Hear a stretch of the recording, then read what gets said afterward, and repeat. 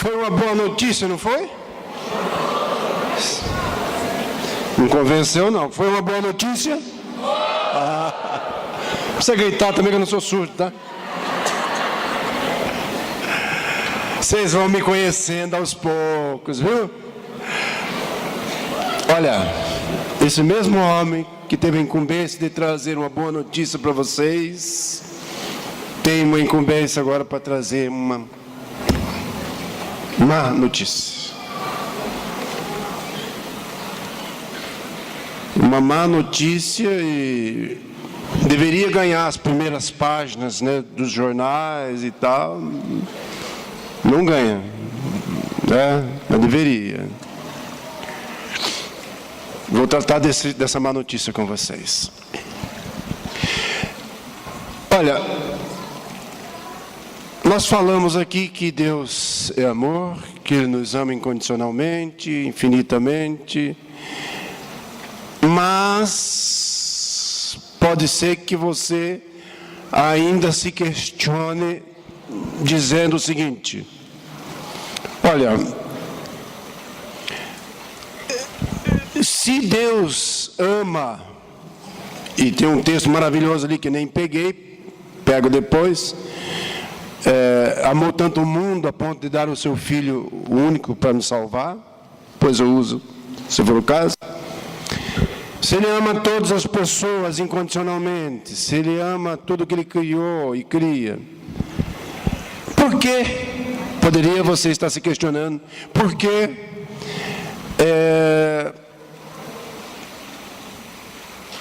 um plano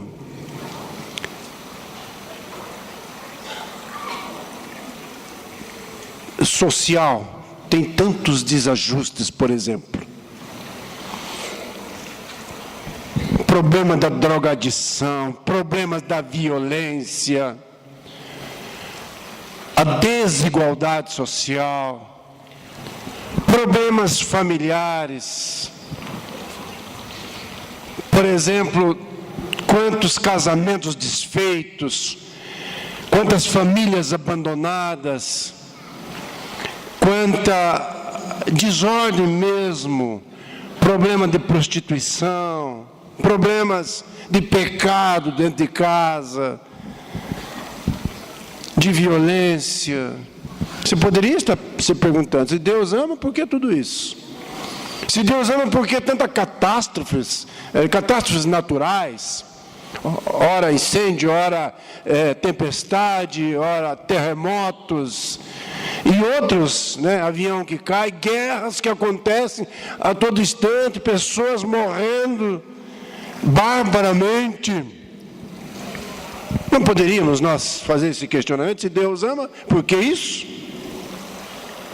Ou mais, se Deus me ama a mim, por que eu ainda experimento às vezes a depressão, as dores, às vezes o sentimento de abandono, de rejeição, enfim, não sei. Ou talvez você fizesse essa pergunta mais chave: se Deus me ama, por que efetivamente eu não experimento esse amor de Deus? Mas essa pergunta nós fazemos a Deus, porque se o nosso carro que estamos dirigindo dá um problema, acontece uma situação, especialmente os carros mais modernos, né? Antigamente a gente se arriscava tentar consertar, né? Mas hoje em dia, estraga o seu carro, você leva para quem? Qual é o profissional que vai cuidar dele? Mecânico, né? Se o seu relógio estraga, você vê que hoje em dia é muito do descartável, né? Mas se ele estraga, você quer consertar, você leva ele para consertar aonde? Relojoeiro. E assim por diante. Agora, se a situação está em nós, nós temos que levar para Deus consertar. Não é isso? Vamos perguntar para Deus então, por que é que nós não experimentamos o amor de Deus? Vamos na palavra comigo? Entre tantas, tem uma aqui que nós gostamos de usar. Romanos, carta aos Romanos, no capítulo 3,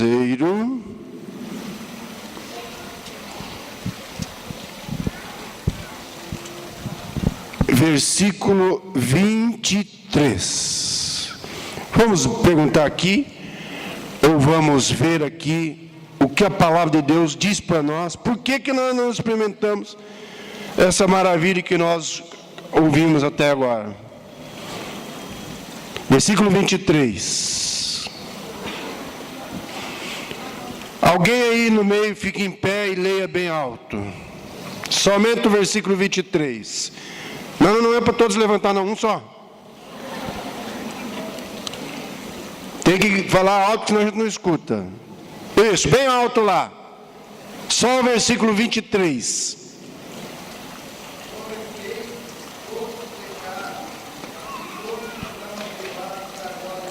Obrigado. Mais alguém do outro lado aí? Mesmo versículo.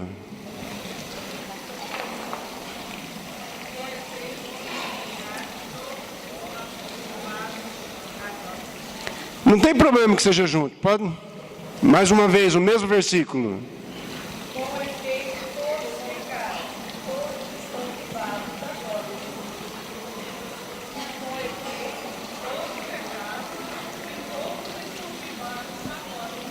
Dessa banda aqui para cá, alguém?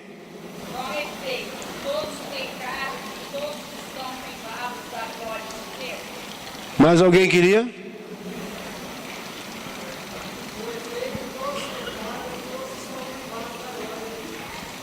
Amém?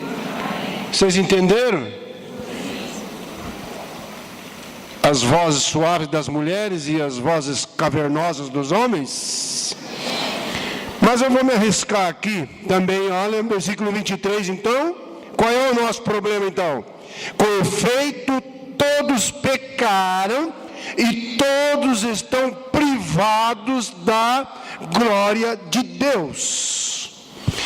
E o nosso colega, que está nos ajudando muito hoje, que tem o nome de Isaías, ele diz algo parecido aqui no capítulo 59.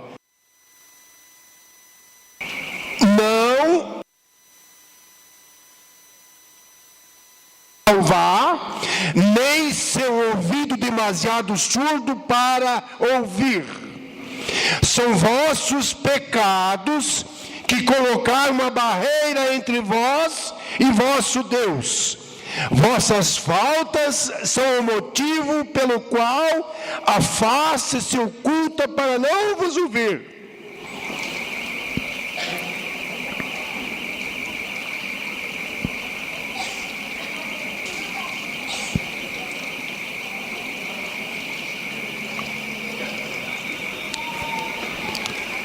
Depois do exílio, o pessoal ficou mais preocupado de dar nomes, de chamar a Deus, então atribuiu outros nomes. Um dos nomes era face. Face. Quando a gente tem esse entendimento, fica melhor de compreender o que está escrito aqui, né? Vossas faltas são o motivo pelo qual a face se oculta para não vos ouvir. O mesmo que vossas faltas são o motivo pelo qual Deus se oculta para não vos ouvir. Então, vocês viram aí, meus irmãos, qual é o nosso problema? Que nós não experimentamos o amor de Deus? Eis a péssima notícia que eu tinha a dar para vocês. Nós somos todos, o quê? Pecadores. Sim, alguém respondeu pescadores, pode ser, que você é pescador. Mas o assunto agora é esse, né? Nós somos todos pecadores. É fácil até da gente entender. É fácil de você entender até porque, pela misericórdia de Deus, Deus suscita em nosso meio um movimento chamado Renovação Carismática Católica, com mais uma porta alternativa para levar as pessoas para Deus, mais uma porta alternativa de salvação, onde que nós, repito, pela misericórdia de Deus, temos essa compreensão de que pelo pecado, cujo nossos primeiros pais nos levaram, por este pecado, o céu se fechou para nós. E aí que está, nós precisamos ter aquilo que nós chamamos de encontro pessoal com Deus. Olha, como é que resolve o problema do pecado? Claro, nós temos um sacramento chamado batismo, que é o único que infunde o caráter de Deus em nós.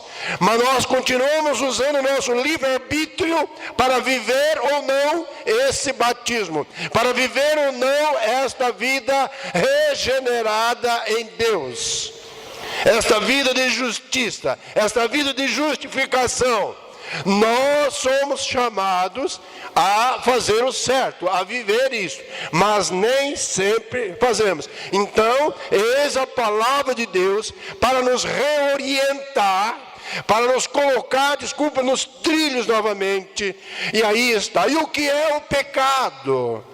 João Paulo II, quando escreve a sua carta encíclica, O Esplendor da Verdade, ele escreve esta carta, O Esplendor da Verdade, onde ele diz, ele dá algumas pistas sobre o pecado.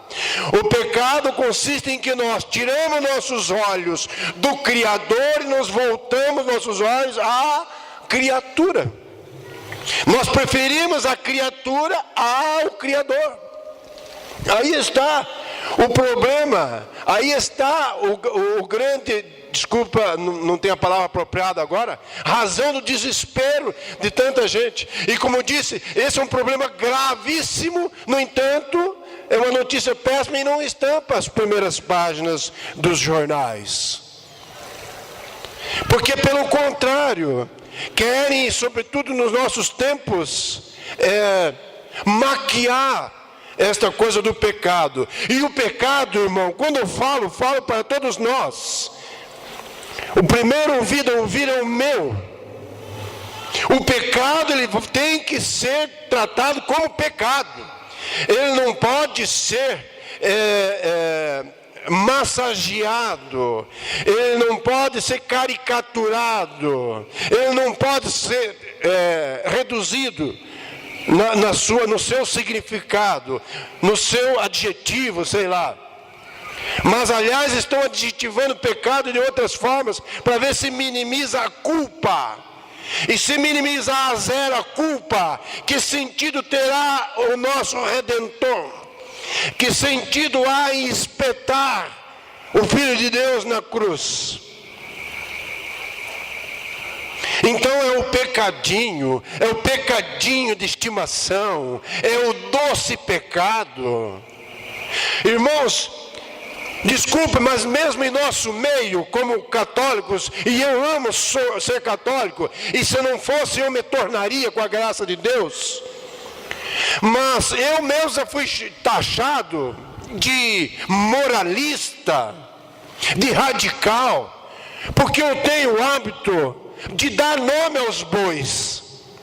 Se eu venho falar para você que Deus nos ama, Ele ama mesmo. E eu não vos falo como um repórter, falo como alguém que experimentou. Agora, se compete a mim falar do pecado, vou dizer que o pecado é pecado. Você que está pecando, para de pecar. Você que está adulterando, pare de adulterar. Senão o céu continuará fechado para você. Você que está roubando, manipulando, passando para trás, dando jeitinho brasileiro, para com isso e torne-se verdadeiro. O nome aqui foi atribuído a você pelo batismo cristão. Deixa eu dizer para você, para mim, para todos nós, vamos honrar o nosso nome de cristão? Vamos ajudar a edificação do reino de Deus, fazendo com que as pessoas se espelhem em nós? Vamos passar a dar exemplo e testemunho a fim de que o mundo creia não só na unidade nossa, mas no fazer as coisas certas, na atitude de homens e mulheres que sabem que não vão permanecer definitivamente, porque essa terra não foi feita, esse habitat não foi feito para nós viver aqui eternamente, é só uma passagem. O apóstolo Paulo diz que nós habitamos em tendas, e eu diria em tendas alugadas ainda. Daqui a pouco tudo passa, porque nós estamos no âmbito da transitoriedade. Nós nos apegamos às coisas, nós nos apegamos a pessoas, nós nos apegamos a dinheiro, nós nos apegamos no pecado. E nós não fomos feitos para isso. Obrigado. O apóstolo Paulo, quando escreve aos Filipenses, no 3º capítulo, salvo engano, ele diz que nós somos cidadãos dos céus. E é para lá que nós vamos, porque lá é a nossa morada definitiva. O pecado não poderá nos conduzir para o inferno, porque há tempo, e em tempo nós estamos sendo alertados para pular fora desta barca, viver vida de verdade. Os meus filhos, nossos filhos precisam crescer santos, tem que ser profeta do Altíssimo, não pode ser formado ao contrário disso. Eu tenho que viver vida de santidade na minha casa, no meu casamento, a fim de que meus filhos acreditem e que possam dizer lá fora: vale a pena casar, vale a pena, porque eu vejo o amor do meu pai e da minha mãe, eu vejo que eles ainda hoje se beijam, eu vejo que ainda hoje eles se abraçam. Vale a pena ser honesto, porque meu pai é honesto, porque minha mãe é honesto. Lá em casa eu não vejo meu pai e minha mãe dar dinheiro para o guarda, dar dinheiro para o fiscal de trânsito para se livrar da multa. Eu não vejo eles transferindo ponto da carteira de habilitação de um para o outro. Eles assumem os seus erros. Ah, mas isso é um pecadinho. Todo mundo faz, mas é erro e pecado. Ah, mas o certo é tão difícil, mas continua sendo certo e nos conduzirá para o céu. O problema é que nós não experimentamos o amor de Deus, é porque nós ficamos miseravelmente pedalando com bases nos ditames deste mundo e não com base no ditame do Santo Evangelho de nosso Senhor Jesus Cristo. Nós olhamos para o símbolo do amor supremo e não trememos e não tememos mais.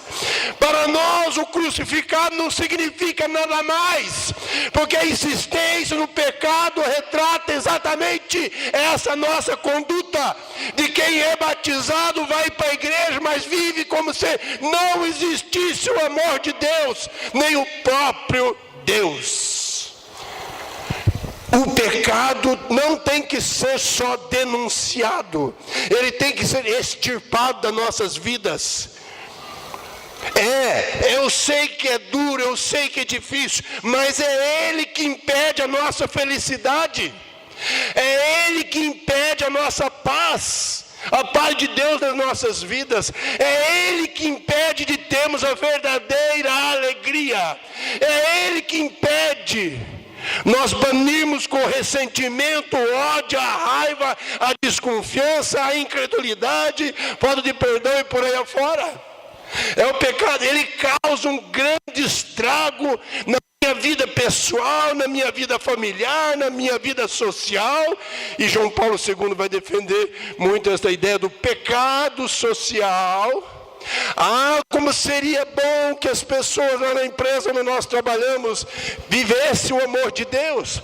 Ah, como seria bom se na política as pessoas vivessem a experiência de Deus. Como seria diferente esta nossa nação. Eles se importariam com milhões e milhões de pessoas que estão desempregadas, se importariam com hospitais que estão jogadas às traças, com o problema da violência, com a falta de escola, mas falta Deus no coração destas pessoas. Não estão dispostas a romper com o pecado, porque são egoístas. Quando nós não queremos romper, porque nós somos egoístas, nós amamos mais a nós mesmos. Somos às vezes hedonistas, nós somos materialistas, nós queremos se dar bem e não olhamos para nada mais, porque nós estamos sobre as trevas. Aliás, este país não é mais um país cristão, Este é um país pagão. Embora possa estar ostentando um grande percentual, nem sei mais quanto, 65%, 70% da população brasileira, mas que é só dado estatístico de nós católicos, por exemplo, é dado estatístico. Pecado é pecado. Você vai dizer, nossa, mas não é bem assim, dá para levar mais ou menos. Não dá para levar mais ou menos, não. O próprio Senhor fala em Apocalipse, no 3º capítulo, 15 e seguinte: conheço as tuas obras, não és frio nem quente. Oxalá fosse frio ou quente, mas como é morno, vou te vomitar. Pior do que espiritismo, islamismo, esoterismo, ocultismo, todos esses ismos, pior do que isso é um subcristianismo. Como naquela propaganda do antigo produto, que acho que nem existe mais, então eu me arrisco a dizer. Nós mais antigos lembramos do chamado Denorex, lembra? Parece, mas não é.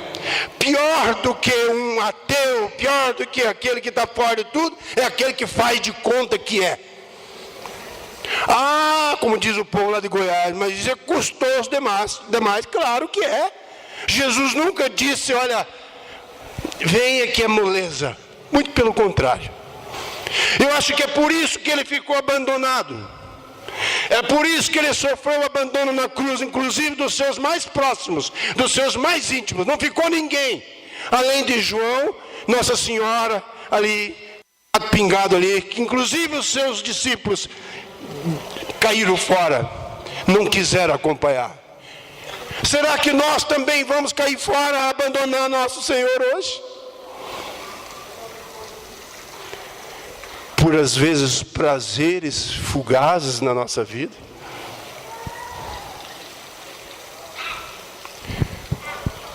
Pregava na terça-feira num grupo de oração, tem um grupo de oração grande, desses que tem 1000 e tantas pessoas.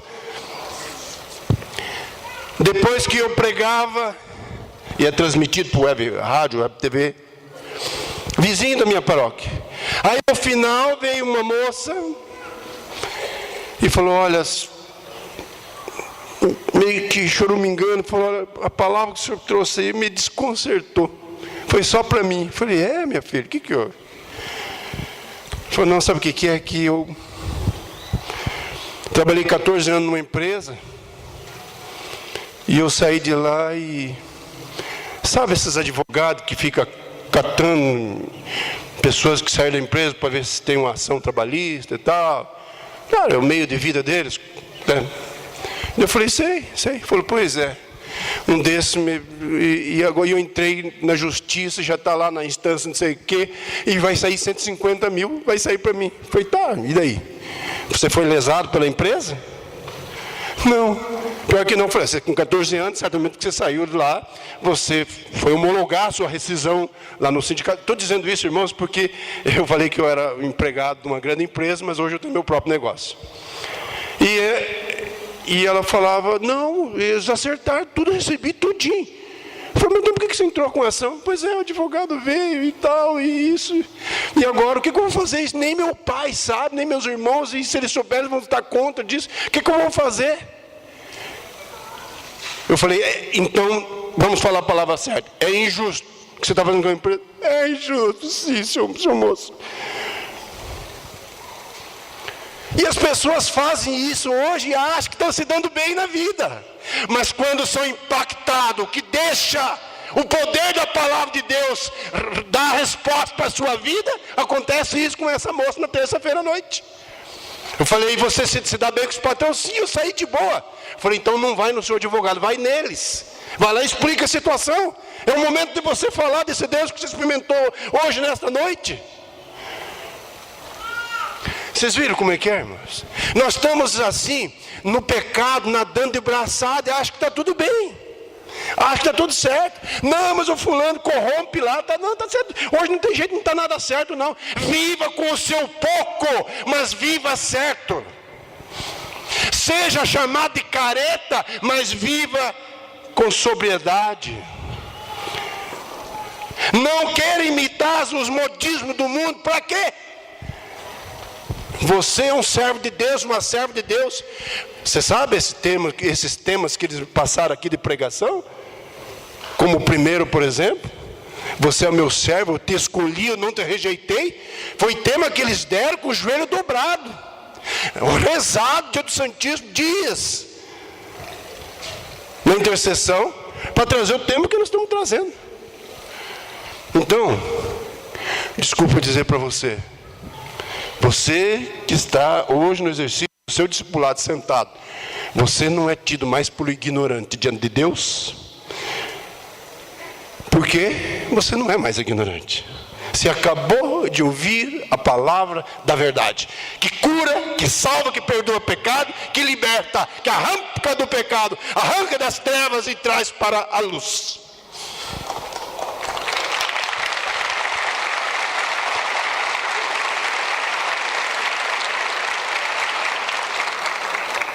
Sabe, hoje existe um medo entre nós. Mas se eu falar de pecado, eu acho que vai esvaziar a igreja, porque... Sabe como que é? Eu, por exemplo, conheço fulano que senta nas primeiras filas, que só Jesus na causa. Mas ele é tão bom, paga um dízimo gordo aí, ajuda tudo na igreja. Eu sei que a situação, mas como é que eu vou mexer com isso? Vai prestar conta para Deus. Vai prestar conta para Deus. A gente não denuncia por prazer de querer denunciar, de aparecer. Lembra um dos profetas que mais denunciava como sofria? Jeremias. Só que ele era um homem autêntico. Você vai denunciar? Vou jogar você aqui na cisterna de lama, até o pescoço aqui, ó. Quero ver você falar mais de Deus. Pois ele saía de lá, eis o que diz o Senhor dos Exércitos. E continuava. A gente não sente prazer em ficar cutucando ferido de ninguém. É uma obrigação que se impõe a gente. Como disse São Paulo quando escreveu a carta aos Coríntios. Ai de mim, se não pregar o Evangelho. Eu não faço isso por dinheiro. Não faço isso porque eu deixo minha família, às vezes com problema de saúde. Há anos fazendo isso. Porque eu experimentei o amor de Deus. Eu sei que foi bom para mim. Experiencialmente eu passo. E a palavra de Deus precisa ser anunciada. Olha, que direito eu teria, seria desrespeitoso da minha parte, indicar, como a gente diz lá para o sul, a vida de vocês. Mas eu faço isso na autoridade de Deus. E eu vigio muito, inclusive como empresário, como pai de família, como esposo, como servo de Deus, para eu não cair nessas misérias, para eu não viver na experiência dessas misérias, porque dessa forma eu não teria autoridade moral e muito menos espiritual para entregar a palavra de Deus que eu estou entregando a vocês hoje.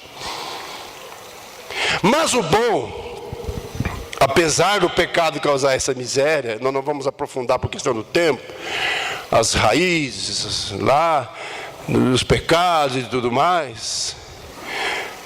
Apesar de toda esta miséria, o pecado não tem a última palavra na nossa vida.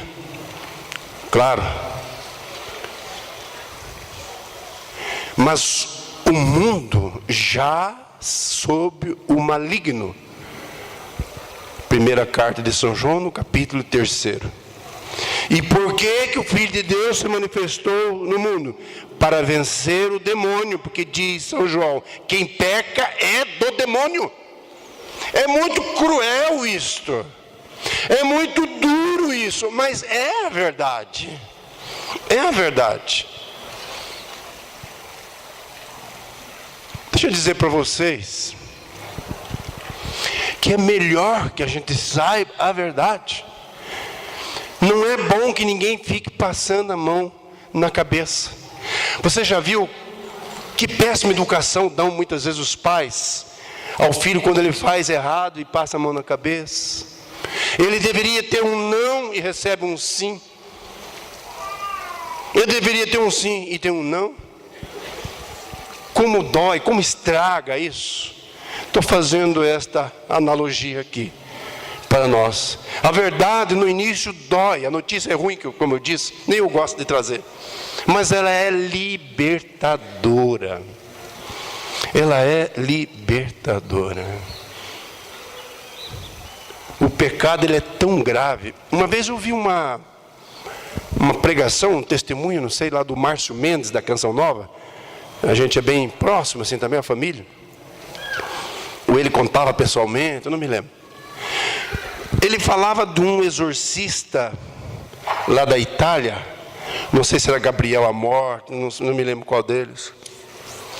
Ele contava, o Márcio Mendes, com o exorcista, quando ele chegou para ministrar ali o exorcismo, a oração de libertação ali, própria do rito, a pessoa manifestou. E o espírito do mal falou. Falou, olha, vocês aí em cima, olha só, falando isso para o padre exorcista. Vocês aí em cima, significa que ele estava lá nas profundezas, né? Vocês aí em cima acham que nós, os demônios, somos feios. E nós somos, de fato, tão feios que um tem medo do outro. Deu uma gargalhada e disse, mas mais feio ainda é o pecado que vocês aí em cima cometem. Vocês já pensaram? Por que é tão terrível isso? E por que o demônio, ele é autor do pecado, mas nós somos livres. Por isso que na missa, no ato penitencial, nós dizemos, né? Por minha culpa, minha tão grande culpa, não é isso? Nós não dizemos assim, olha, ato penitencial, olha aqui, ó. Eu me confesso a ti, Deus, está por eu que o pecado é culpa do demônio, é culpado do demônio. Não dizemos isso, né? A igreja é sábia. Eu sou livre. Nós vemos com essa disposição para o mal, mas eu sou livre para fazer o mal ou o bem. E por que o demônio quer nos impelir para esse mal terrível do pecado?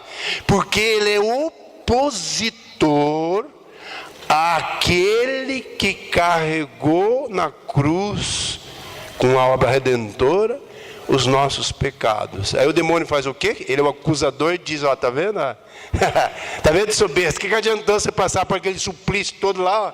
Eles continuam. Eles não estão nem aí com aquilo que você fez. Você derramou o teu sangue todinho lá. Você sendo filho de Deus. Não quis se igualar com Deus. Está vendo? Você se fez escravo deles. Está vendo? O que adiantou? Olha aí, ó. E você não disse que eles são a tua glória? Os seus filhos não são a tua glória? Ó. Está vendo? Qualquer estado de dedo que eu faço, qualquer comandozinho que a minha turma do inferno damos, eles já obedecem. Eles preferem obedecer nós, obedecer você. Está vendo? E nós bebemos dessas fontes que alimentam essa ideia do diabo. Ah, mas como é que faz? Estamos sujeitos, mas vamos rejeitar. Estamos sujeitos, mas vamos rejeitar. Mas por que isso? Ah, mas eu gostaria, peraí, eu tenho direito. Eu estou cansado, eu tenho direito à diversão, eu tenho direito ao lazer, eu tenho direito de fazer isso, eu tenho direito de beber minhas cachaças porque eu trabalho, eu tenho direito de fazer isso, eu tenho direito de dar uma escapada, sair com outra mulher, com outro homem, eu tenho direito disso, eu posso, o dinheiro ficou fácil, eu posso pegar porque a coisa está difícil, eu posso fazer um negócio ali, passar a perna no governo, no fisco, ou no irmão, não sei o quê. Eu posso fazer isso? Não. Você vai dizer, não, eu não vou fazer isso. E por que eu não vou fazer isso? Porque eu amo ao meu Deus. Porque eu amo a Jesus. E olha, para cristão católico não precisa muita coisa não, hein? Até de forma racional já é o suficiente para nós entender o que é o sagrado, o que é o profano, o que é certo, o que é errado, bem e mal. Nós sabemos, Deus nos deu essa condição de discernimento. Com todo respeito à categoria, mas por que se percebe? Veja os jornalistas. Jornalistas, enquanto jornalistas que vai fazer uma matéria sobre Deus, eles sabem tudo, sabem ou não sabem? E às vezes nunca sentaram para fazer uma experiência aqui, ó. Ah, não, eu vou estudar, tal, foi fazer um apanhado científico e tudo, mas eles conhecem. Então eu dizia que não é a última palavra. Porque quando nós vamos lá para a carta de São João, está bem usado o João hoje aqui também. Olha, nós vamos lá para a carta de São João, embora diga, nós já vimos aqui, e o duro assim, né, que esse mesmo Romanos aqui, ó, que nós estamos abertos 3:23, o pecado é tão terrível que essa mesma carta aqui, São Paulo diz no capítulo 6, também versículo 23, ele diz assim, ó, olha lá, versículo 23, agora o capítulo 6, da mesma carta, olha o que diz o versículo 23 também, porque o salário do pecado é a morte, enquanto o dom de Deus é a vida eterna em Cristo Jesus, nosso Senhor. Então, qual é que é o remédio aqui, ó? Ah, mas eu peco, às vezes não tem jeito, porque hoje em dia a coisa é difícil, tá? Ainda bem, né? Porque o remédio é para quem é doente, né? Médico com remédio, para quem é doente, né? Então Deus veio para os pecadores. Vamos aí, capítulo 1 da primeira carta de São João, versículo 8. Se dizemos que não temos pecado, enganamo-nos a nós mesmos, e a verdade não está em nós. Delicado São João, né? Ele quis dizer assim, é mentiroso, né?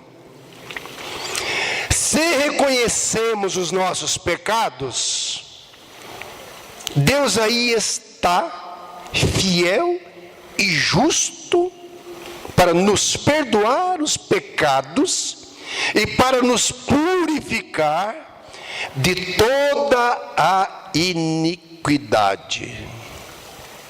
Porém, se pensamos não ter pecado, nós o declaramos mentiroso, e a sua palavra não está em nós. Nossa, que clareza isso, hein? É cristalino. Ah, vou estar desesperado porque eu estou no pecado. Ora, claro que não. Mas eu não posso me acomodar mais na situação. Gostei da expressão na oração que o Evangelho usou. Deus até tem uma predileção por nós estarmos vazios, mas nós não podemos continuar vazios, né? Então eu tenho pecado, ok, você está no mesmo time, somos farinha do mesmo saco. Usa essa expressão por aqui também, não? Usa, né? Somos farinha do mesmo saco, somos pecadores, dissemos no início. A diferença é que nós precisamos reconhecer, precisa fazer um exercício. Ah, não consigo, tá? Porque às vezes nós tratamos a coisa com futilidade. Eu não consigo mudar de vida. Obra de caridade. Comece a doar você, doar se você pode algumas coisas suas. Comece a praticar a obra de caridade. Comece a fazer a leitura do livro dos santos. Comece a ver a vida dos santos. Eu dizia, eles não nasceram prontos. Eu vou me sentir atraído por aquilo que é bom e vou parar com o pecado. Ah, mas eu sou casado e não tenho controle, eu vivo na masturbação. É porque você gosta de você mais do que Deus. Você prefere. Ah, mas eu tenho um descontrole na vida sexual, porque você prefere você. Ah, mas eu estou viciado na pornografia pela internet, porque você gosta mais de você. Ah, mas eu estou roubando, eu estou desviando dinheiro do fisco, eu estou desviando dinheiro, eu estou fazendo assim, porque você prefere o dinheiro. O vil metal, o Deus dinheiro está tomando conta de você. Não é Deus que está na ordem absoluta na sua vida, é outras coisas. Aí você fala, mas eu faço o quê? Muda de vida e faz opção por Deus. Simples assim. Mas como o pecado não tem a última palavra na nossa vida, e nós nos arrependemos, e Jesus está aí fiel e justo para nos perdoar, bola para frente, graças a Deus. Um dia Jesus encontra alguém corajoso em 4 pessoas que mete um paralítico com padiola e todo por cima do telhado para encontrar com Jesus lá. Para variar, os fariseus estavam ali por perto, sempre dia de sábado, né? E aquele paralítico desce por ali e tal, conduzido, e Jesus diz: olha, o diálogo foi mais ou menos assim, não vou falar textualmente, né? Então é o seguinte, olha, meu amigo, é o seguinte, os teus pecados estão perdoados.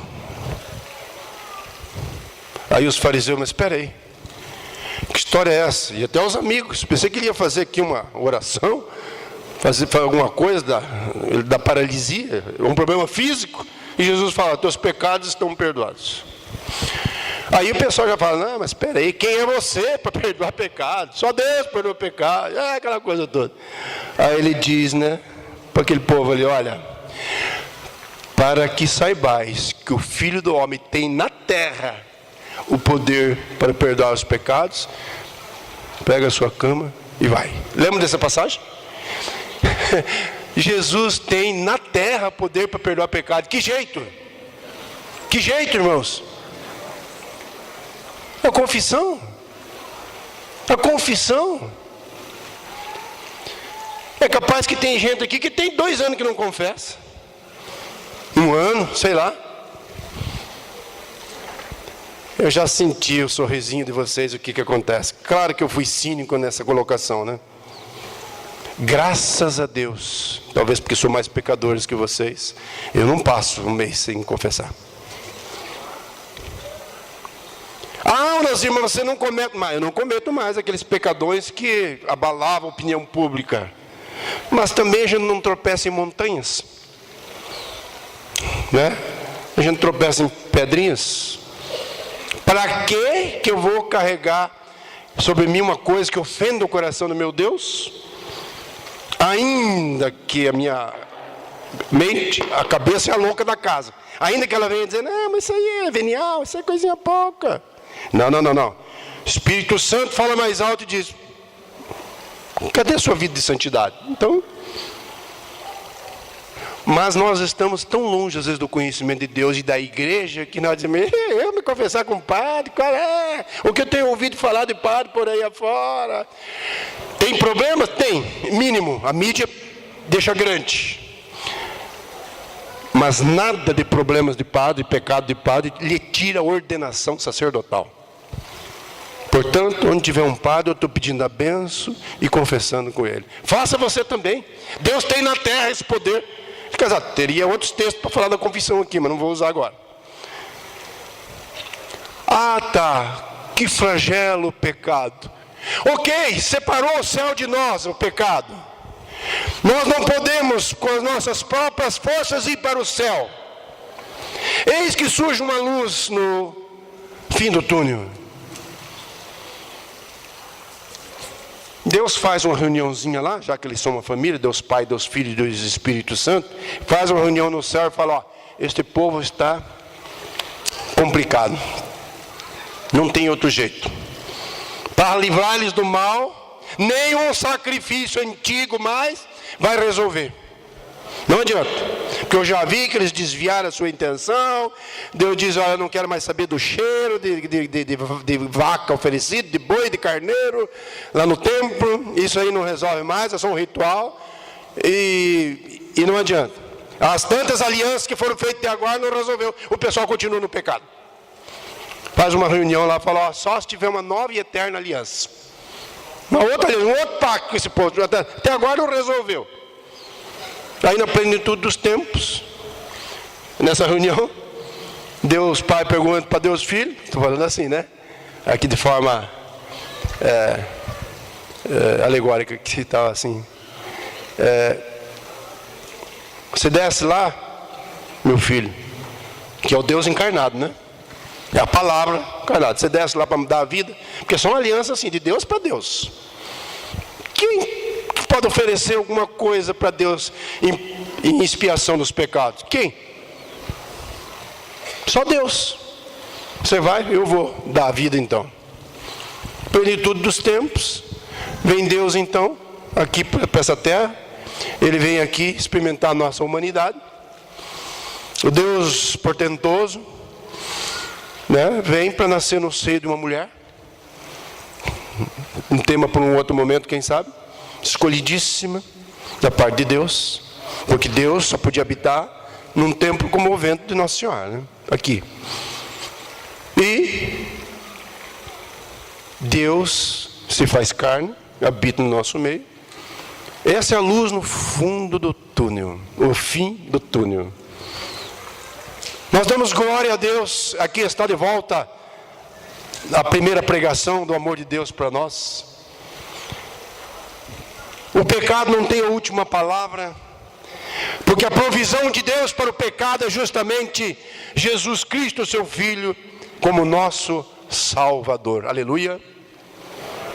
Ele vem para vencer o pecado e a morte, e vencer o diabo.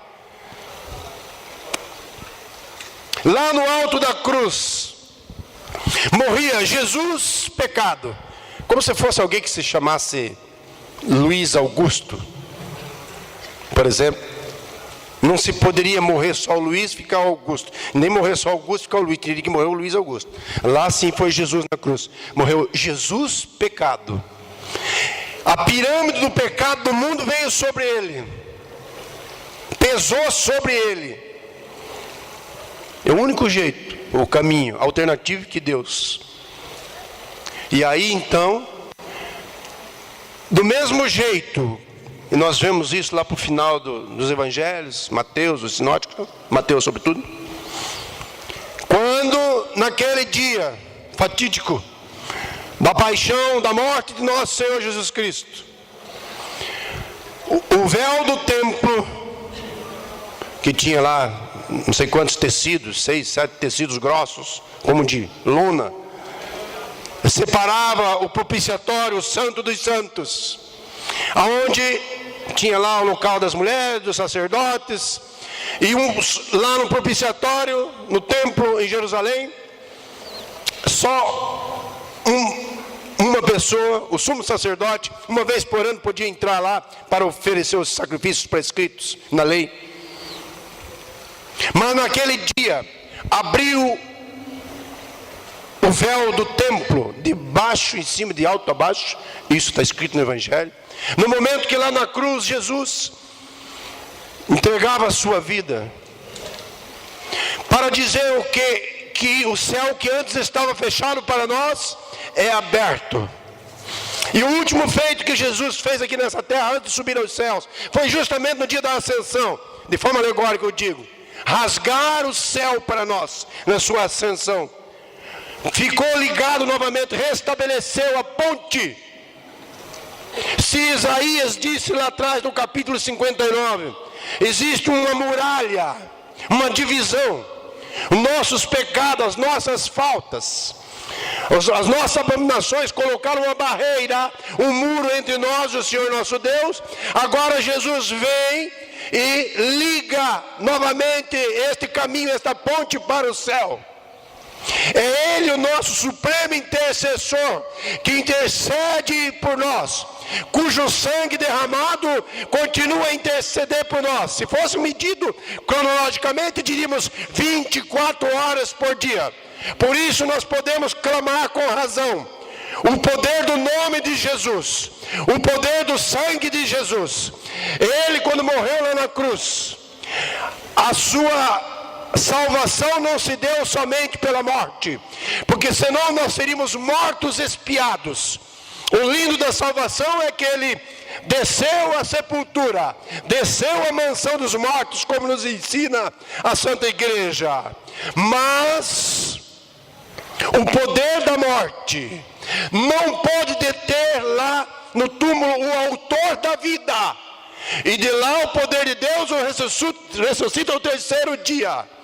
E Ele está vivo no meio de nós, para nunca mais morrer. Ele é o nosso Senhor e Salvador.